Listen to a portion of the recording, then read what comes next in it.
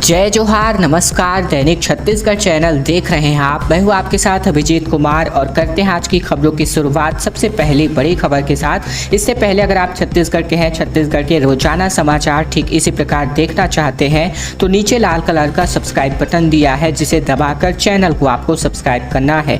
पहली बड़ी खबर, छत्तीसगढ़ के स्कूलों में गेड़ी डे मनाया जाएगा।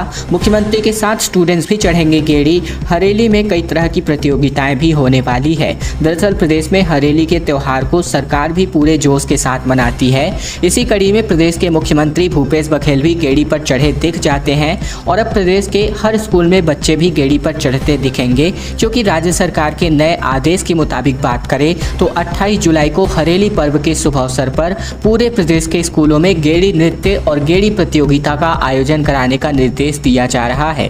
इसका उद्देश्य है कि छत्तीसगढ़ की कला और संस्कृति को प्रोत्साहित करना, साथ ही साथ बच्चों को इनसे जोड़ना। मुख्यमंत्री ने कहा है कि हरेली के पर्व के अवसर पर विशेष रूप से आयोजित होने वाले गेड़ी नृत्य एवं गेड़ी प्रतियोगिता का आयोजन स्कूलों में होगा।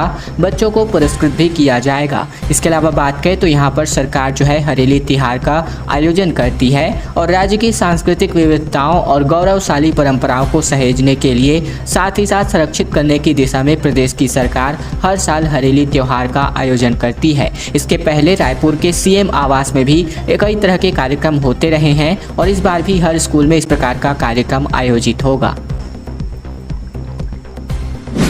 अब जो है ग्राम सभाएं न्याय करने वाली है, क्योंकि छत्तीसगढ़ में पेशा कानून को मंजूरी मिल चुकी है। सड़क से लेकर के बिजली, पानी, राजस्व और उद्योग के भी फैसले अब ग्राम पंचायत ले सकेगी। दरअसल बात करें तो छत्तीसगढ़ कांग्रेस ने अपने चुनावी घोषणा पत्र में शामिल किए एक और बड़े वादे को पूरा कर दिया है। प्रदेश की 32% आबादी में अभी भी आदिवासियों का दबदबा है और इसी बात करें तो गुरुवार को कैबिनेट ने पेशा कानून पर मुहर लगा दी है। इसका प्रदेश में बड़ा राजनीतिक महत्व है। सरकारी फैसले के बाद भी इसका असर सरगुजा, रायगढ़, बस्तर और कांकेर लोकसभा क्षेत्र समेत 29 विधानसभा क्षेत्रों पर होगा। वही 32% आबादी यानी कि 80 लाख जनसंख्या वाले 85 जनपद पंचायतों में आदिवासियों का दबदबा होगा। पेशा 5वीं अनुसूची में शामिल अनुसूचित क्षेत्रों के लिए है। दरअसल छत्तीसगढ़ में साल 1996 की बात करें तो यहाँ पर पेशा कानून बनाने की जद्दोजहद चल रही थी। मुख्यमंत्री भूपेश बघेल ने पंचायत मंत्री टीएस सिंहदेव को यह जिम्मेदारी दे रखी थी। श्री सिंहदेव ने प्रदेश का दौरा भी किया। सरगुजा से लेकर बस्तर तक सामाजिक संगठनों और जनप्रतिनिधियों से चर्चा करके राय मशवरा भी लिए गए। बताते हैं कि केंद्र सरकार ने 1996 में नॉर्थ ईस्ट के 7 राज्यों समेत 10 आदिवासी बहुल राज्यों को अपने प्रदेश की व्यवस्था के अनुसार पेशा कानून बनाने की इजाजत दी थी। इसी कड़ी में अब नए कानून में खास बातें ये है कि बताया गया है कि नए पेशा कानून में ग्राम सभाओं का आईपीसी के तहत 26 अधिकार दिए जाएंगे। पेशा कानून का ड्राफ्ट जो है 20 पेज का होगा। ग्राम सभा के अध्यक्ष का कार्यकाल 1 साल का होगा। सरपंच व उप सरपंच आदि को ग्राम सभा में पद नहीं मिलेगा। गांवों में रहने वाले सभी वर्गों समुदाय के लोगों को संस्कृति और रीति रिवाजों को पेशा में संरक्षण दिया गया है। ग्राम सभाएं अपनी जरूरत के हिसाब से शांति समिति, वित्त समिति जैसी कमेटियां भी बना सकती हैं। कई प्रकार के यहाँ पर अधिकार है वो अब ग्राम सभा को मिलने जा रही है। दरअसल 26 अधिकार इसके अंतर्गत दिए जाने हैं। मौसम विभाग का येलो अलर्ट निकल कर के सामने आ रहा है। बस्तर के जिलों के लिए हो सकती है तेज बरसात। अगले 2 दिनों में बिजली गिरने के भी आसार बढ़ गए हैं। मौसम विभाग ने चेतावनी दी है और कहा है कि प्रदेश के अगले 2 दिनों में कई जिलों में भारी बारिश हो सकती है। कुछ जगहों पर इस बीच बिजली भी गिर सकती है। कवर्धा से लेकर जसपुर और सरगुजा के पहाड़ी इलाकों में आमतौर पर इस तरह की घटनाएं अधिक होती हैं। इसीलिए विभाग ने लोगों से सतर्क रहने को भी कहा है।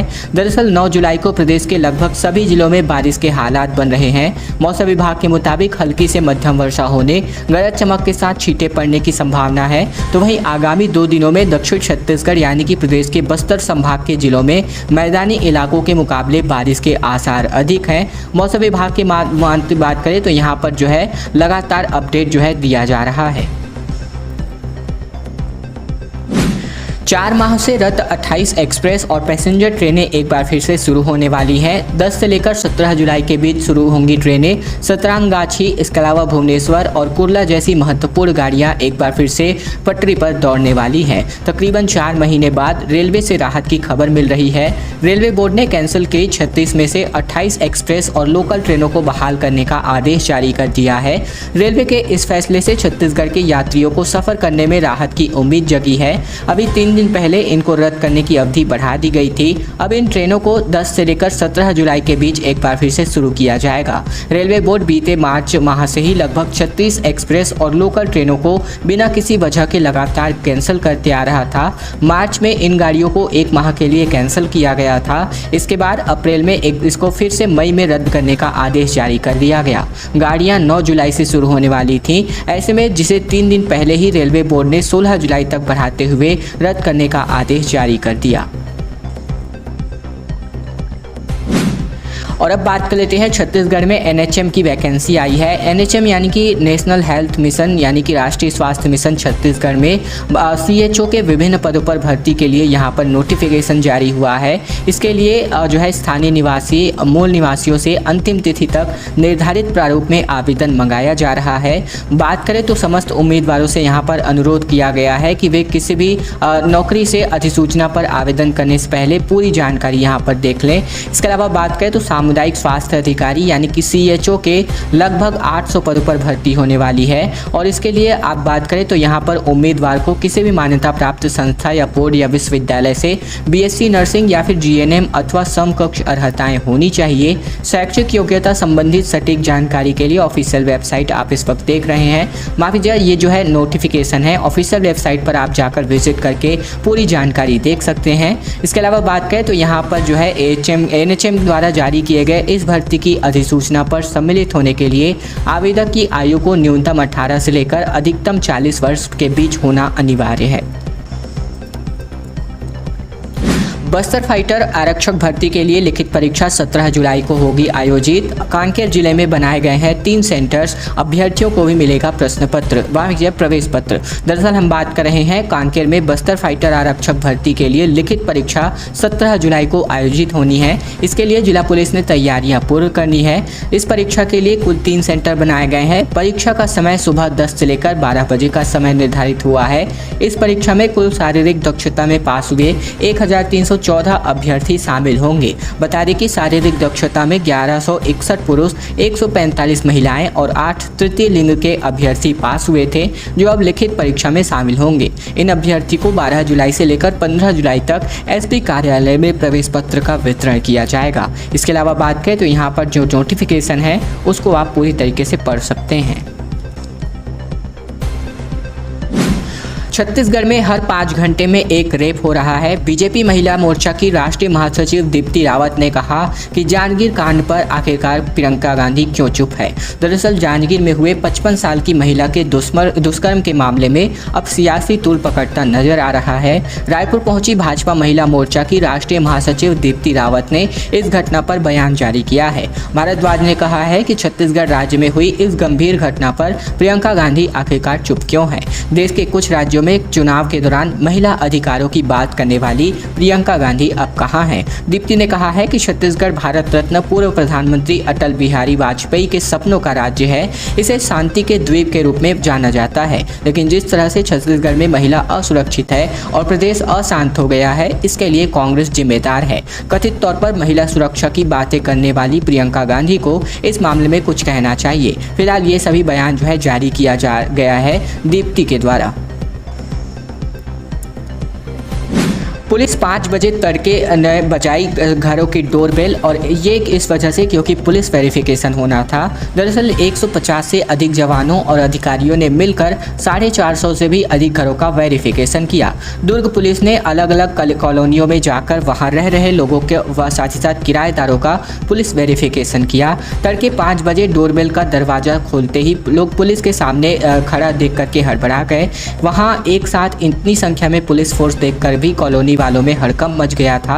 बात करें दुर्ग एसपी डॉक्टर अभिषेक पल्लव, तो इनके मुताबिक दुर्ग भिलाई में शहर में आपराधिक घटनाओं पर अंकुश लगाने के लिए पुलिस वेरिफिकेशन का काम किया जा रहा है। इस कार्य के लिए तकरीबन 1.5 दर्जन से अधिक अधिकारी और 150 से अधिक जवानों की टीम तैनात की गई थी। ऐसे में ये टीम कॉलोनी व अपार्टमेंट सहित अन्य जगहों पर रह रहे लोगों के पास जाएगी और उनका व उनके किराएदारों का पुलिस वेरिफिकेशन करेगी। एसपी के निर्देश पर दुर्ग पुलिस ने जवानों से गुरुवार तड़के लोगों के घर घर जाकर उनके यहाँ रह रहे किराएदारों के संबंध में जानकारी ली गई है।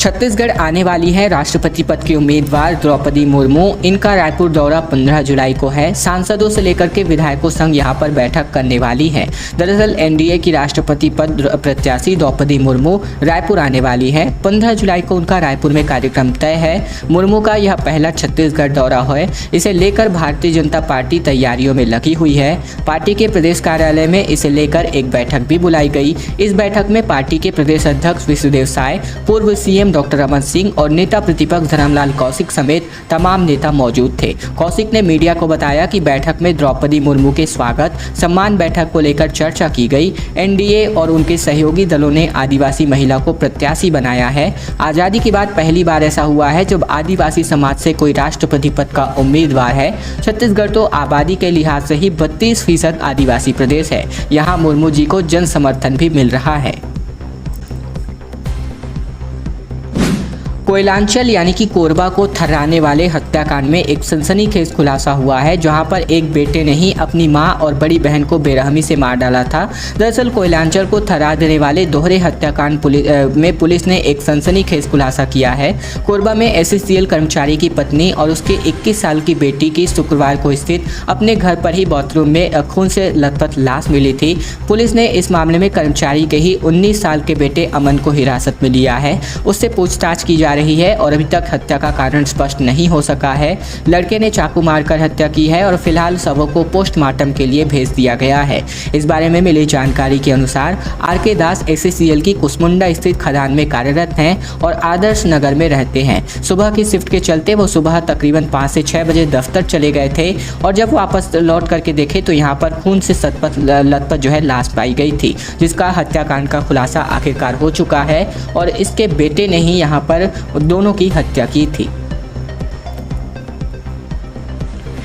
प्री बीए, बीएड और बीएससी बीएड के नतीजे घोषित हो चुके हैं। छत्तीसगढ़ व्यावसायिक परीक्षा मंडल यानी कि व्यापमं ने प्री बीए, बीएड और बीएससी बीएड का रिजल्ट घोषित कर दिया है। 12 जून को सुबह 10 से लेकर 12 बजे तक की पाली में बीएड को, साथ ही साथ 2 से लेकर के 4:15 बजे तक की पाली में डीएड की परीक्षा हुई थी। परीक्षार्थी व्यापमं की वेबसाइट vyapam.cgstate.gov.in में अपना रिजल्ट जाकर देख सकते हैं और व्यापमं की ओर से इसकी सूचना भी जारी करी जा चुकी है। खैर दोस्तों, आज की खबरों का सिलसिला बस यहीं तक का था। वीडियो अगर आपको पसंद आए तो इस वीडियो के नीचे लाइक बटन है, जिसे दबाकर इस वीडियो को आपको बहुत ही छोटा सा लाइक करना है।